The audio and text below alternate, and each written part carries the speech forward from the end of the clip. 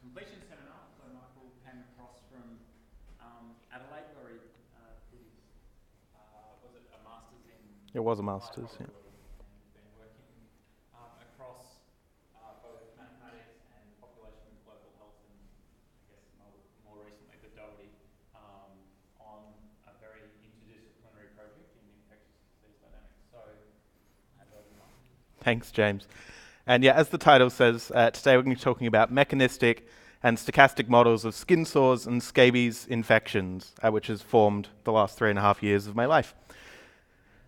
So before we get started into what skin sores and scabies are, I'm going to talk a little bit about what compartmental modeling is. So fundamentally, a compartmental model consists of a set of compartments and a set of transitions. Okay, and there's a few ways to write those down. One way looks like this. So for example, on the left here, we have 3 compartments, S, I, and R.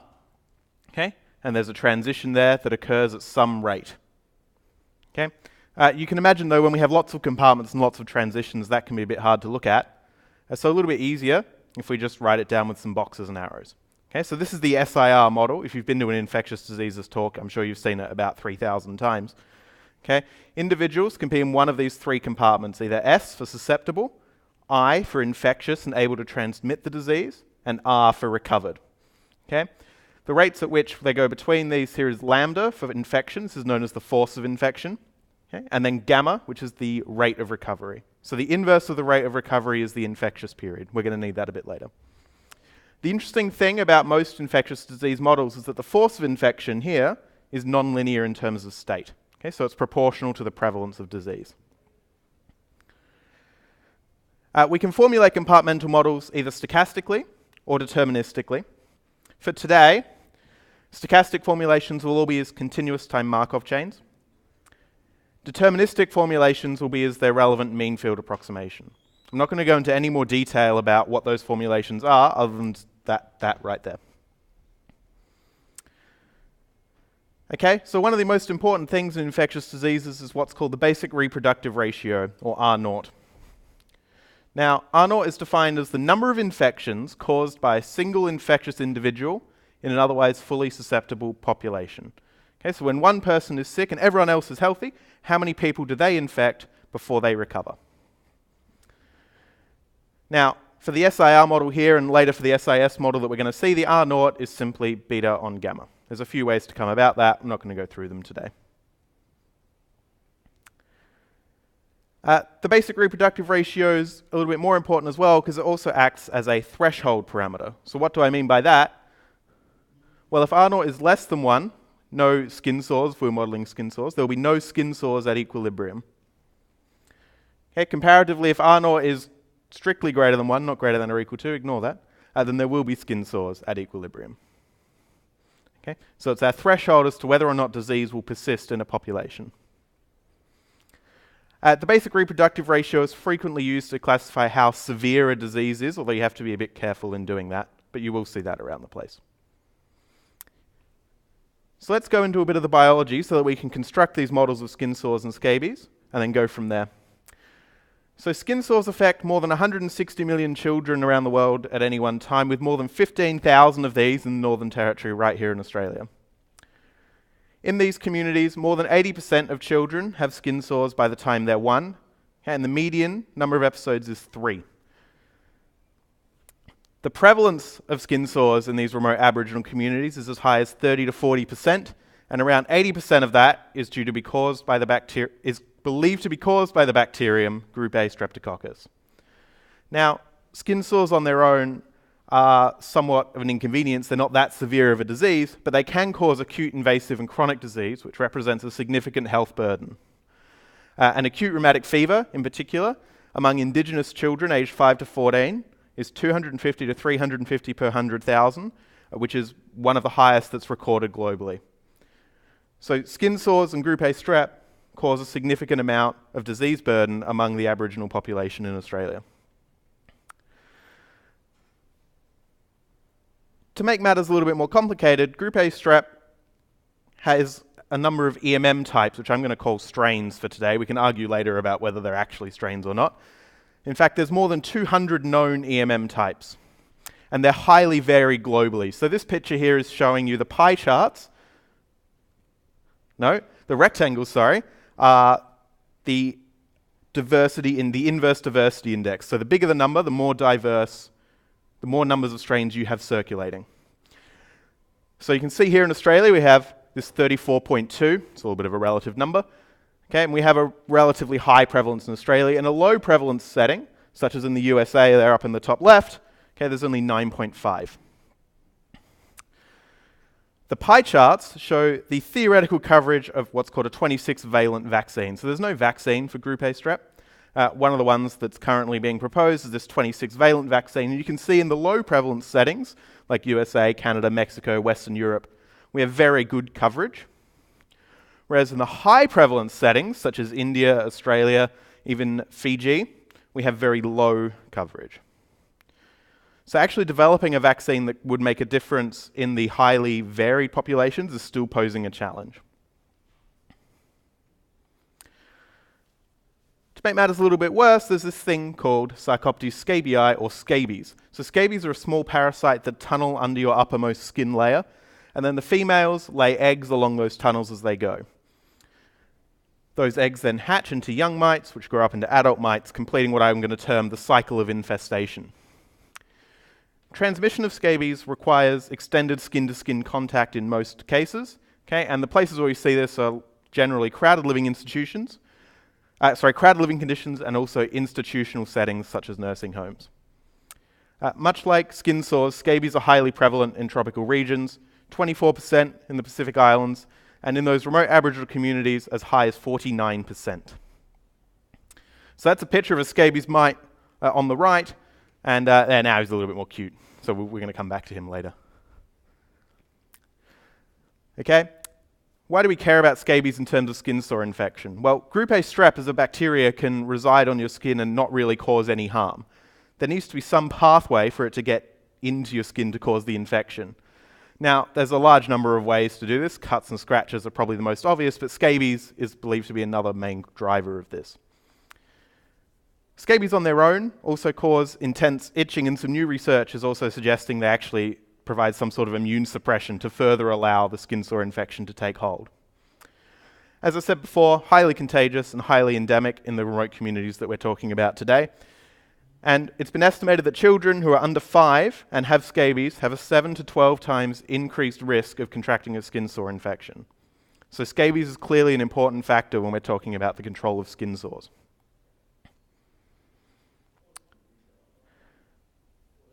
So over the past 20 years in Australia, we've gone through a large number of programs to try and make some sort of impact on the burden of disease due to skin sores and scabies. And all of these have had varying levels of success. We've seen screening and treatment of children, seen household-based treatment and also community-wide programs, randomized control trials with new forms of treatment to try and increase compliance and treatment uptake. All of these mass trials have been relatively limited geographically. They're only focused in a handful of communities, and certainly the prevalence reductions haven't been sustained. So while they work very well over a 12 to 24 month period, within 5 to 10 years the prevalence is returning to baseline.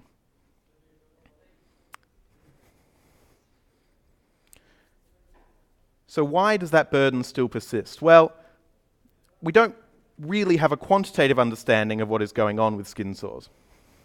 But we do actually have a surprising amount of data that's been collected historically. And so what we're going to try and do today is bring all of that data together and construct models which will give us a framework to design strategies that will hopefully have some sort of sustained impact. Okay, so to build a model we need information. And despite a relatively high global prevalence, we know relatively little about the natural history of skin sores and scabies. We're going to assume today that there's an absence of immunity. Immunity for Group A strep and skin sore infections is an area of a bit of contention. It's still ongoing, but for today, no immunity. And we're going to look to estimate pretty much every parameter that we're going to see in a model. Okay, so whenever you're building models, I was at a window, is that what it is? Whenever you're building models, it's a lot easier to start with someone else's model and then go from there. So here is a list of the pre-existing models of skin sores. There aren't really any, and so we're going to have to start from scratch. And to start from scratch, we're going to go with the SIS model. So individuals categorized into one of these two compartments, S for susceptible and I for infected, and they bounce between them. What do we know? Okay, well, we know the prevalence at equilibrium. For today, I'm going to say that's 40%.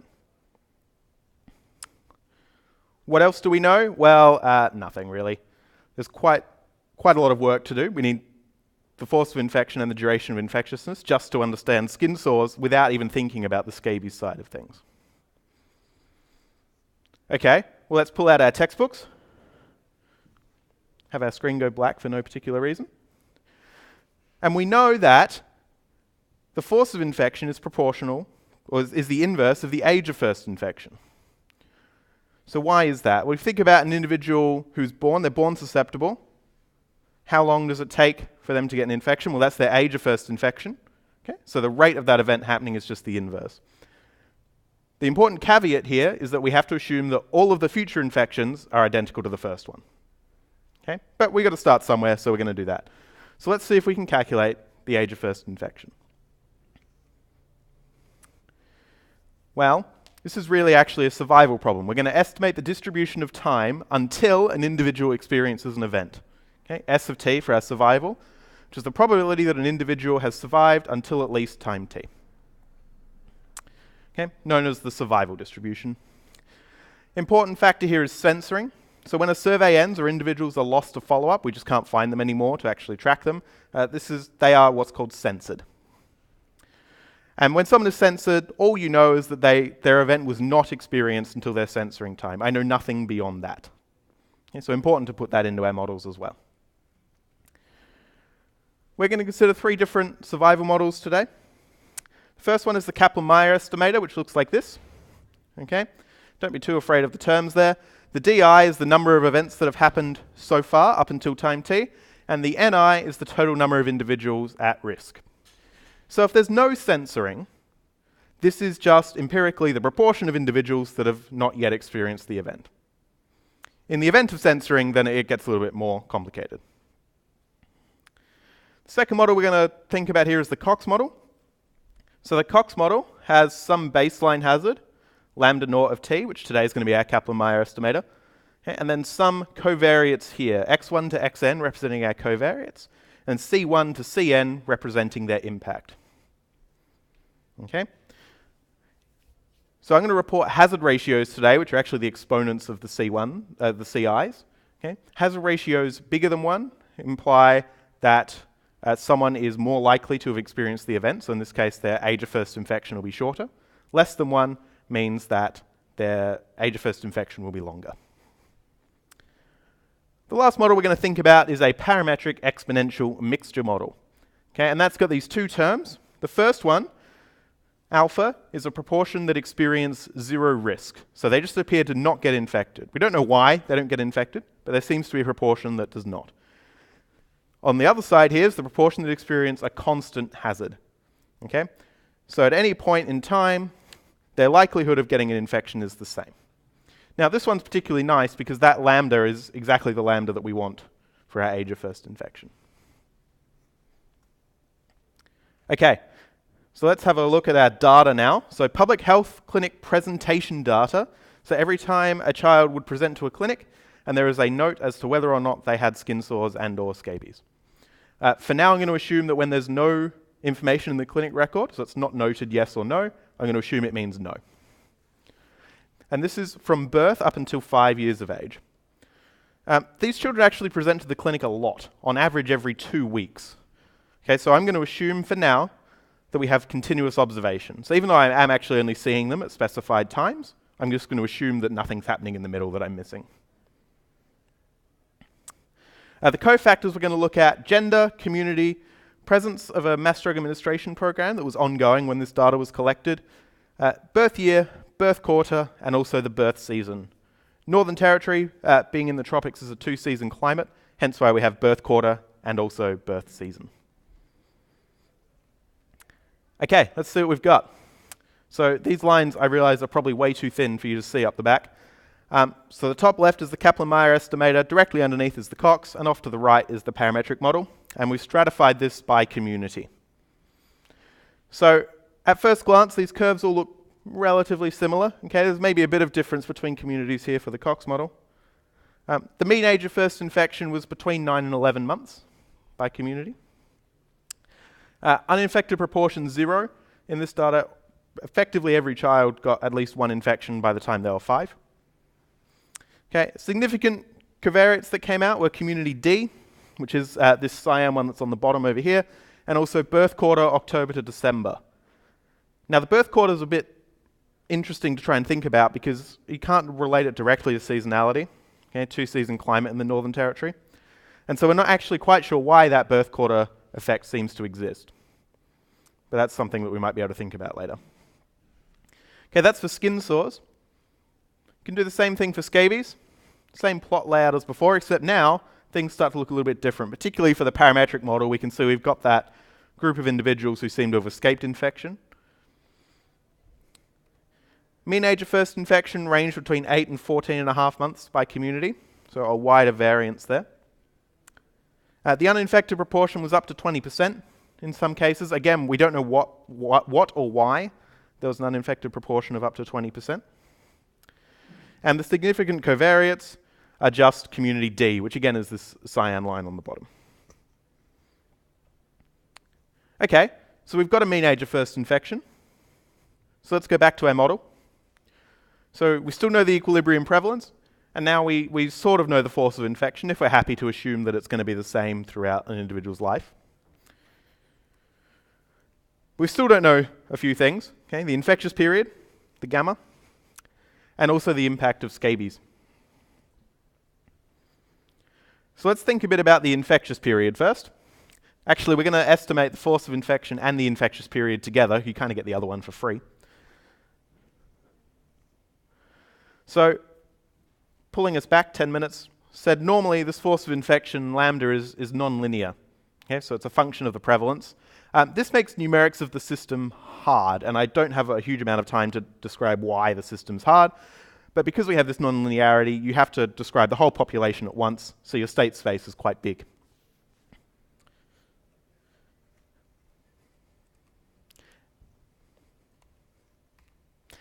At equilibrium, okay, the force of infection is roughly constant, okay, because the prevalence is constant, we're at equilibrium.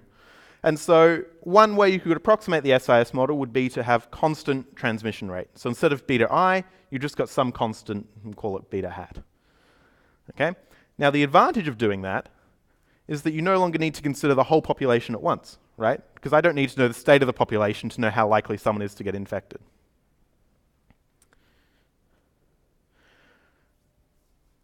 So how are we actually going to go about this? So here's a bit of a pictogram describing the situation. This is an individual's true life course. So they're born susceptible. After some period of time, they become infected, susceptible, infected, etc. If I was watching them the whole time, then calculating the infectious period is very easy, right? I can just take the periods of time they're infectious for and sum them up. But the world's not like that. What I actually see is this. Okay, so I see them, they're susceptible at some point, they're infected at some point. I completely missed this infection here just because I didn't go back and see them. Okay, so this is what's called interval-censored data. I don't see to the left and I don't see to the right. I just see at a specific point in time. This is going to drive me nuts. If we call that time period in there delta, then my question effectively is, what is the probability that an individual moves from S to I in time delta? Now, I'm not saying they got infected at time delta. I'm saying, what is the probability they were in S last time I saw them, and they're now in I when I'm seeing them now? Okay, and because we've been able to linearize the SIS model, we can actually write out the matrix exponential. If you're into Markov chains, you'll have seen this before. And that question is exactly the interpretation of the elements of this matrix. So this term here says, I was in S, I'm now in I at time t. Okay? So that means then I can construct my likelihood function. It's just terms out of that matrix all multiplied together.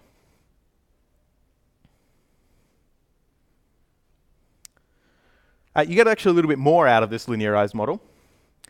You can calculate the prevalence, function of your parameters, fairly straightforward. You can also calculate the basic reproductive ratio. Okay? Again, very straightforward function of our parameters. And bear in mind, we don't actually know what the what the basic reproductive ratio is for skin sores. This is a nice little freebie in a way that we get out of this estimation. Okay, so let's talk about our data. 3 data sets. The first one is the same one we had before. This is that public health network data from children from birth to 5 years of age. I'm going to call that PHN. Our second data set was collected during household visits to rural communities. I'm going to call that the HH data set. And the third one was collected as part of a mass treatment program that happened in a rural community about 15 years ago. I'm going to call that the CRI data set. So before we go and actually do the estimation, it's very important for us to check that these data sets are actually sufficient to answer our problem. Okay, so this here is the time between presentations in this data set, and it's a log scale on the bottom. Our 3 data sets along the y-axis. So the PHN data set on the bottom, well, that's very frequent. We sort of knew that from last time we looked at it. The household data set, that's still fairly frequent, but we're getting further and further along to the right. And the CRI data set at the top's a long way to the right, and there's also not very many of them. Okay, so bear that in mind for what we're about to do. Let's check that this method works, potentially with these data sets, with simulation estimation. So I'm going to simulate a population from my linearized model, and then I'm going to do the estimation and see if I can get my parameters back. Okay, and I'm going to test the frequency of presentation from each of the 3 data sets separately.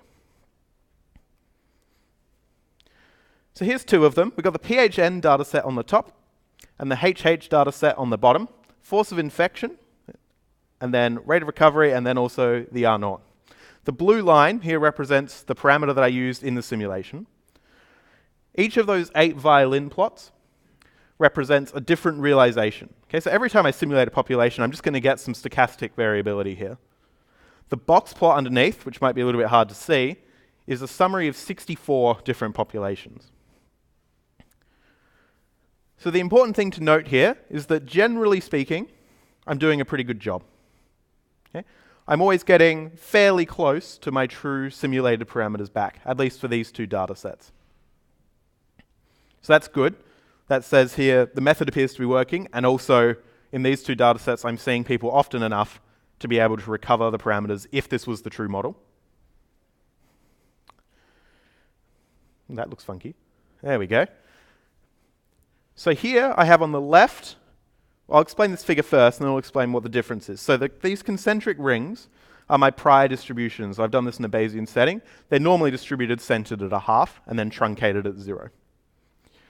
The red line represents the R0 line. Okay, so remember R0 was a ratio of our parameters. So I can choose, they're not identifiable separately. So that's that line of all possible solutions there.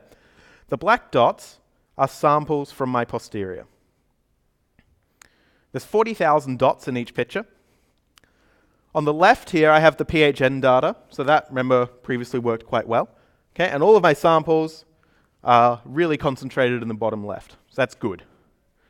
On the right, I have the CRI data. So you can see, obviously I have much greater variability, but they all generally lie along this prevalence line, this R0 line. So what that's telling me is that I can estimate the prevalence and or the basic reproductive ratio, but I can't unpick each parameter separately. And that's just down to, I think anyway, the frequency of presentation. Every time I go, I can see the prevalence, right? That's very easy. But I can't see people switching between each state.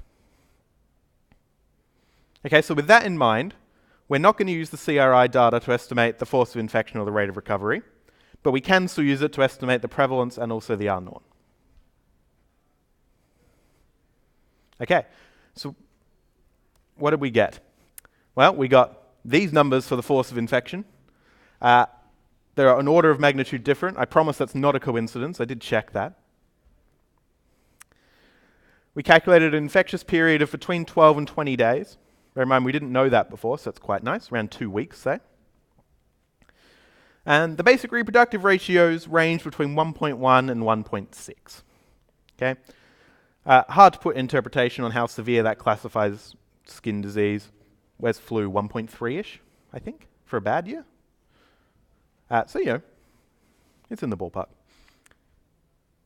Okay, so we have infectious period estimates, and we also have a second set of force of infection estimates. So let's return back to our model. So we know the equilibrium prevalence, we doubly know the force of infection, and we know the duration of infection now as well.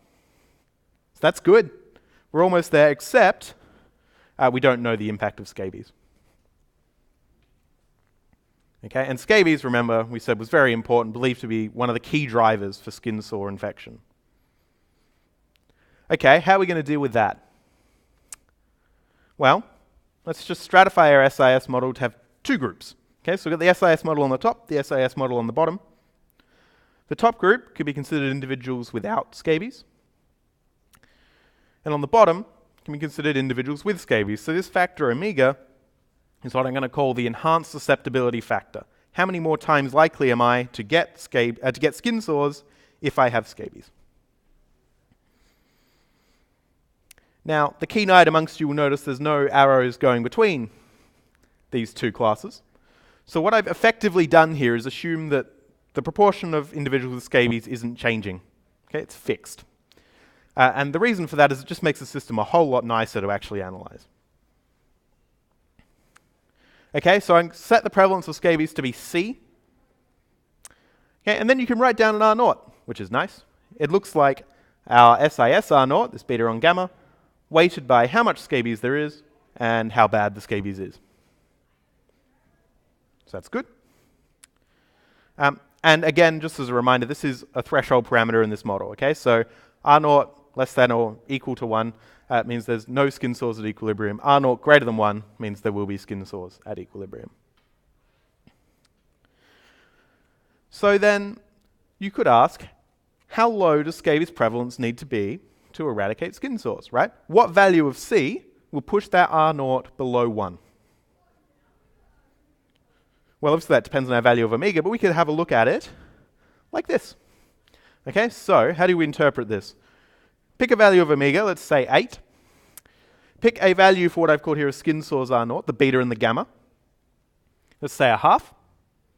Okay, so I go up to my line, I come across, it's about 20%. If scabies prevalence is below 20%, then there will be no skin sores at equilibrium according to this model.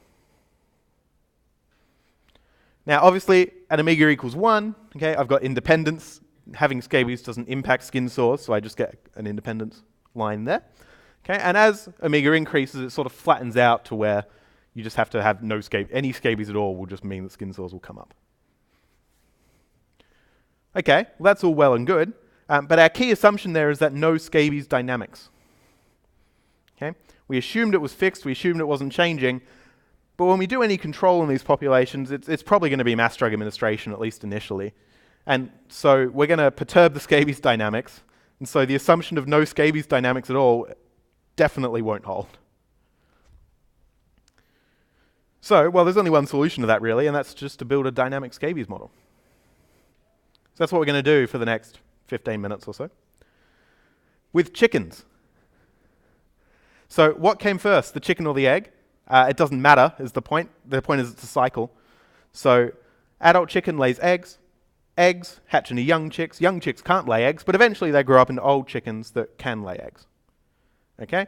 So if we swap out these chickens for the notably less feathery scabies mite, the story is basically the same. Right? An adult scabies mite lays eggs. Those eggs hatch into young mites called nymphs. Those nymphs eventually grow up into adult mites who lay more eggs. That's our cycle of infestation. So if we want to think about writing down a model for this, well, you kind of have to start here. So set up a bit of notation. Anytime you see a hat, I'm talking about a person having eggs on them. Okay? Red arrows are going to represent our treatment events. So here an individual can be either susceptible, S, they contract a scabies infection, I. Eventually those mites will lay eggs, I hat. Okay? And natural recovery for scabies hasn't been reported that I've seen. So if there was no treatment, you would just stay there forever. But if you get a treatment, and the treatments we're going to be talking about here are non-ovicidal, so they don't kill the eggs of the mite. So it kills all the living mites. I've just got eggs left, G for egg, with a hat for double redundancy. Okay? And eventually, those eggs are going to grow up into mites. If I get a second treatment here, then I'm cleared. Otherwise, I go back to I hat and I just keep going around this loop. Well, that's a good start, but it doesn't really account for this development of the mite. Okay, the mites go through these phases of being nymphs, and there will still be some eggs left, etc. So we really need to try and build all of that in as well. Okay, well, that's not too bad. We've got the same thing up the top, okay, but instead of going straight from eggs to having these adult mites that can lay eggs, we now go through this young mite stage here. So young mites and eggs, okay, the eggs all hatch within about 2 days. So then I'll just have my young mites left, and it takes about 2 weeks for those mites to grow up. So we're pretty confident that these can be safely separated like this. One treatment takes me to eggs only. If I get my second treatment pretty soon after the first, then I'm still going to have some eggs left, right? So I'm just going to bounce straight back to the egg state. Eventually, though, all the eggs hatch. If I get my second treatment here, I'm cleared. If I get my second treatment here, where I just have adult mites, I'm also cleared. Okay, we're getting there. But it has been reported that there are differences in the first and the subsequent infection. There's a long asymptomatic phase for the first infection for scabies, and we haven't got any information about that in there. And also, we haven't separated out endogenous and exogenous reinfection. So endogenous reinfection would be that I haven't received a second treatment, so I just had the mites left on me, and they hatched, grew up into adult mites, and I've effectively infected myself. Exogenous reinfection means that I've completely cleared the infection, and then I've reacquired a new one. Now, in practice, I can't separate those. That no one can do that. But in a model setting, there is a difference between them. So let's put all of that in. Bear with me. Right. So, where are we? Individuals start susceptible. They get infected and they're asymptomatic. And they're asymptomatic for quite a long time. Up to 60 days was reported. Okay, so I'm still going to be asymptomatic by the time those eggs are laid. But eventually I'm going to develop some symptoms. In the absence of treatment, that's where I would stay. So I have a treatment. It only removes the living mites, not the eggs. So I go into this egg state. Here, those eggs will hatch into young mites. Those young mites, eventually all the eggs will hatch. So I'll just have young mites. That's the same as it was before. Those young mites will grow into adults. There's a period when they're adults where they also need to roam and find a mate. Eventually, I will have pregnant adult mites, and then those mites will lay eggs. So my cycle of infestation now goes around here. Okay? If I clear an infection, I'm susceptible again, but then I can also catch it again. So this is our exogenous infection path down the bottom.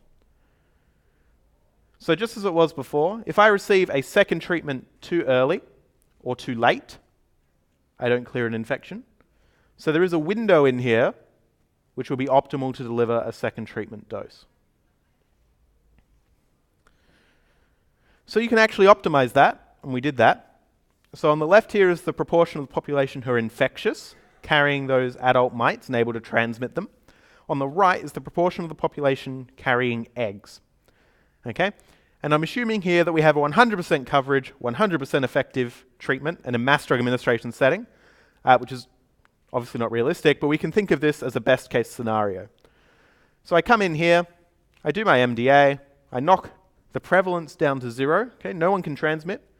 All the eggs hatch on people, we get some infectious people back, I come back, I hit it again, and then I see what happens. And we can see here that I get a rebound. Now the reason for that rebound is because even though I've knocked the prevalence down to 0, no one can transmit infection, I still have a proportion of the population carrying eggs. So that endogenous reinfection path can drive the prevalence back up. Now, if you optimize that window here, you get about 13 to 14 days, which is clearly very closely linked to that life cycle of the mite. Okay, if you remember back a few slides, we said it took about 2 weeks to go around that loop. So this is a 2-dose strategy delivered once. So I could just keep on doing that, right? Every 13 or 14 days, come back, deliver another 100% effective dose. And I can look here at how likely I am to see eradication according to the simulation. So 1 dose, obviously that's not going to work very well. 2 doses is what we just saw. Again, out of 1,000 simulations on here, 0 of them saw die out. The same for 3. 4 doses, we're starting to get a tiny, tiny little bit. Okay, there was 1 out of the 1,000 here that saw some die out. And then it increases pretty steeply, 5, 6, 7, and then by the time we get up to 10, we're at 98%. The problem is this 10-dose strategy lasts 140 days. What's that? 5 months. That's a really long time. And this is doses happening every 2 weeks over that period. So that's probably not that practical. So while the MDA works to reduce our prevalence initially, if you just keep on doing it every 2 weeks, it's really not an ideal system to try and actually achieve eradication. But what you could do instead is, instead of just giving doses every 2 weeks, maybe I come in and I do it 2 weeks, and then I come back a year later, I do it the next for another 2 weeks, etc. And then I can come in and I do it 3 times, and I come back in a year and I do it 3 times, or 4, or 5, or 6, etc. And that's what this figure is telling us, okay? For some number of annual doses, which is each colored line, I come back every year and I deliver those optimally timed, and then I keep on doing that for some number of years along the x-axis. Okay, so the very leftmost column of this graph is that bar chart that we had before. If I just did 2 doses, and I did it for 10 years, I've got about an 85% chance of seeing eradication according to this model.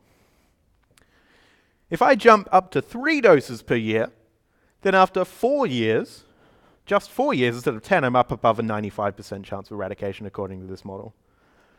Now, from there we start to get diminishing returns. Obviously in the 10-dose case, we're already at 98%. There's not really anywhere to go. Okay? But what this says is that actually thinking about delivering more doses annually might be more beneficial than delivering more doses in a single lump.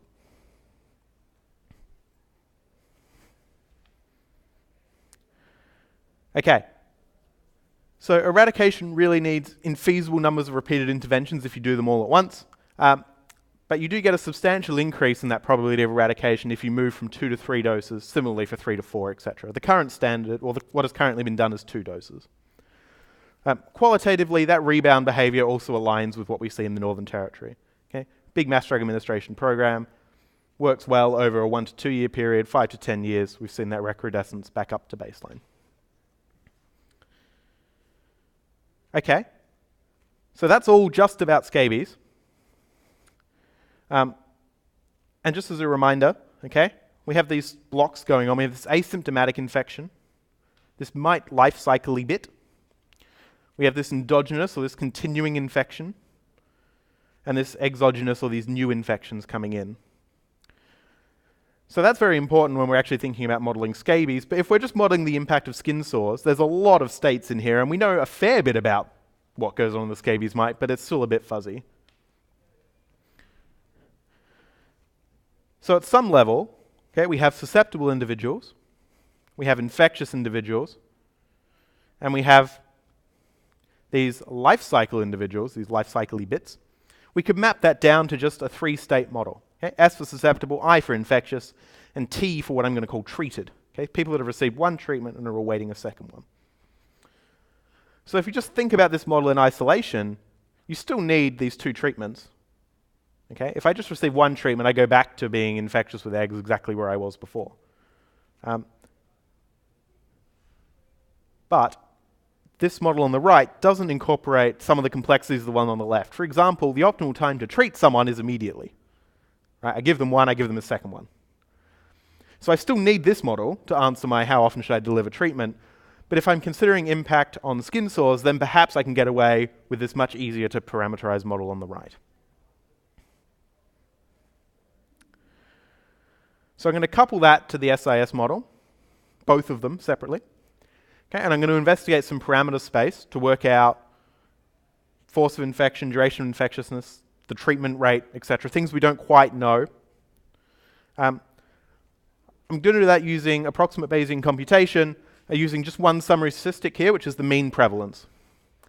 Now, we sort of know in advance that this won't give us identifiability in our parameters, okay, but what it does give is information about the ratio between our transmission rate and our recovery rate. Okay, so here's what some posteriors look like. Let's look at skin sores first. So for skin sores, for the priors for the recovery rate, I've taken those from the work that we did before. Okay, that 2-state estimation where I had quite a lot of information about the recovery rate. For the transmission rate prior, I've just picked it to be uniform and quite wide. So because I knew quite a lot about the recovery rate, I get this cloud of points around what my likely transmission rate is. And that's roughly the same in both the full model and that three-state model. On the scabies side of things, I don't know much at all about my recovery or my treatment rate here, and I also don't know a huge amount about my transmission rate for scabies. And so I get information about the ratio. I get this correlated strip of parameter space. Nonetheless, we've moved far from our priors, which is good. And so what I'm going to do now is sample from these posteriors and have a look at the disease, at the model dynamics in each case. So there's 1,000 samples on this plot. We've got the full model on the top. We've got that three-state model on the bottom. Scabies on the left panel, skin sores on the right. And the first thing you can see is that there's quite a bit of noise. Okay? Relatively small population sizes. 1,000 people here was what we used. And at least at first glance, they don't look that different. We're seeing some skin sores die out after a mass drug administration. Worth pointing out, the mass drug administration on scabies is not directly targeting skin sores. Okay, so all you're seeing here is the effect of a briefly reduced scabies prevalence. So what I'm going to do now, I'm going to get rid of these die-out ones. We'll come back to them later. And I'm going to draw them over the top of each other. So these are 95% intervals. Again, the full model in the salmony orange, the three-state model in the cyan. So you can see on the scabies panel, first, we get the mass drug administrations, the 2 doses that we've administered. They were 80% coverage here. And then we get this recrudescence of infection back up. Okay, now if we take the full model as ground truth for a bit, it's probably not, but let's pretend. First off, you can see the three-state model is noisier. Okay, beyond here, it completely envelops the full model. The time to rebound is, the impact of the mass drug administration, is initially lower for the three-state model, okay, but it rebounds back up to equilibrium faster. Over on the skin sores side, this difference translates over to this difference. Okay? We're getting an overstated impact of the mass drug administration early, a greater reduction in skin sores prevalence. But once that initial phase is over, the actual large part of the recrudescence back to baseline is pretty similar.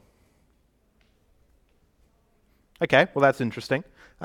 Let's go back to those die-out ones. So in 1,000 samples, we had no scabies die out in either model. So that's good. We sort of knew the full model wouldn't see any out of a 2-dose strategy. The three-state model also doesn't. For skin sores, we had 8.7% experience die out, and in the three-state model, almost 20%, and that is a big difference. Okay, so this seems to suggest that if we're thinking about eradication, then we might need to be a bit more careful about what sort of model we're using for scabies. Okay, so just to summarize all of that, relative to the full model, the three-state model overestimates the impact of the MDA on skin sores. The three-state model overestimated our chance of eradication, but the period of slow recrudescence after that initial great reduction was pretty similar. The high enhanced susceptibility factor here, so all this was done with an enhanced susceptibility factor of 10, it did imply that eradicating scabies will have a pretty massive impact on skin sore prevalence. And this does flag up the ongoing question of how does this link in populations where they have skin sores and no scabies. Okay, so in summary, throughout this PhD, we've calculated the first model-based estimates of key parameters for models of skin sores and scabies transmission.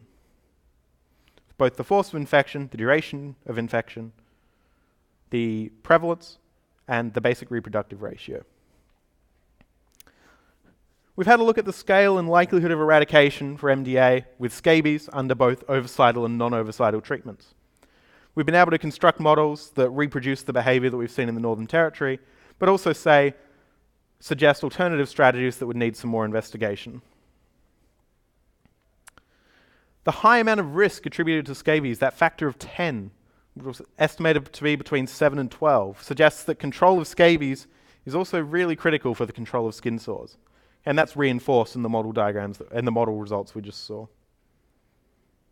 But these models still need extension. Okay, these definitely are only providing the groundwork for bigger projects. Age structure, population mobility, which we know to be a big issue or big factor in these Aboriginal communities. Behavioural changes, post-mass drug administration programs. There's a lot of work going on around normalisation of these infections. All of that would need to be included in these models to be able to define some sort of practical strategy. So I'll just finish by thanking a few people, obviously the University of Melbourne and Prism, who have both provided me ample money and support throughout my PhD. My supervisors, James, Jodie's name who disappeared, and Trish. Alex Donis, who's elected to put up with me for the past 3.5 years while I go through this. My office buddies, Tiffany, Alex, and Ada, who are all there right at the start when I was. Claire and Hillary, who have been around a long time, and newcomers, Dom and Sontosh, and Jess and Stuart. Kirsten Hoke, and Sarah. Sorry, Sarah. I knew I'd missed someone. Don't worry, I've got a caveat for that. Kirsten and the entire maths and also the Prism admin team, who I'm sure are sick of answering the same question 5,000 times to all of us. The Group A Strep research groups at the Doherty and at MCRI, and all of my colleagues and collaborators who've provided me data and listened to me ramble on about why models are the best. There are more people that I'm sure I've forgotten. And also thank you all for coming to listen.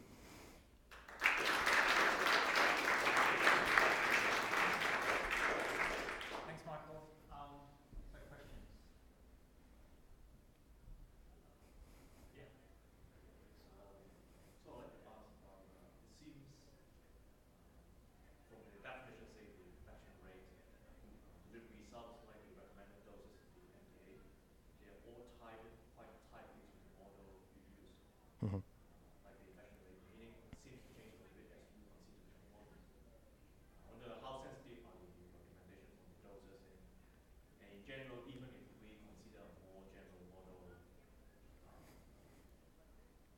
how do we know it is robust, or how should we know actually invest money on it? Yeah. Policy based on that. Good question. Just let me find my mouse pointer and go back to the model. So this one will do. So just thinking about the model on the left here. So in terms of things that we did investigate in terms of robustness, distributional assumptions about these flows, so expanding these three out to be various forms of Erlang, we saw basically no difference in that optimal period. Uncertainty around parameters, including the prevalence and the treatment rate, didn't affect the optimal timing for the mass drug administration. In terms of actually other model constructions, the only other model I considered was the one on the right, and obviously I can't use that for prediction of treatment because it says to do it again straight away. So that's the only model I've considered, but the distributional bits within that we did some sensitivity on, and there was very little difference in the results.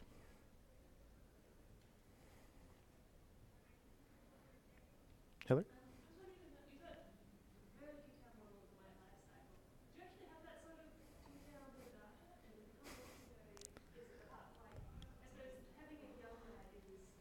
Hmm.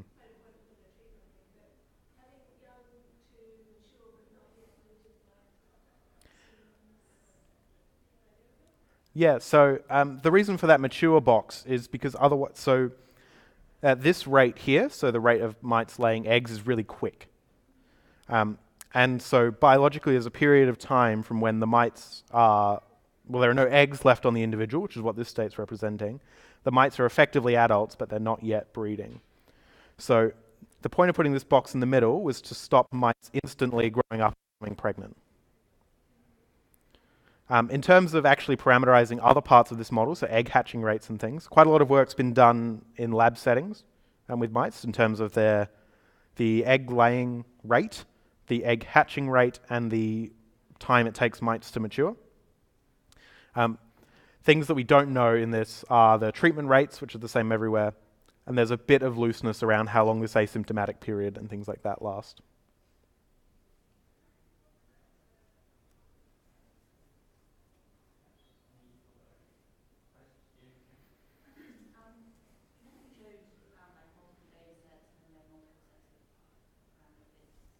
Yep. Is it possible to combine all that data into one? And get more information? Yep, sorry, I'm just trying to find the slide. It's quite a long way back. So these 3 data sets, is this the... Yeah. Yep. Yes, except for the fact that particularly this bottom one was collected in a period where treatment for scabies and also skin sores wasn't really routinely administered. So this bottom one is definitely a separate entity. The top 2, perhaps you could join together. They are overlapping populations, but at distinct periods of time. One thing that I have thought about doing and probably will do is, so we got these 2 different numbers out, so you could construct a model that has 2 forces of infections, and then fit that gets you a likelihood, and then you can do an AIC or a BIC to determine whether you can justify the 2 different numbers or not. So I think that's one way to sort of approach that.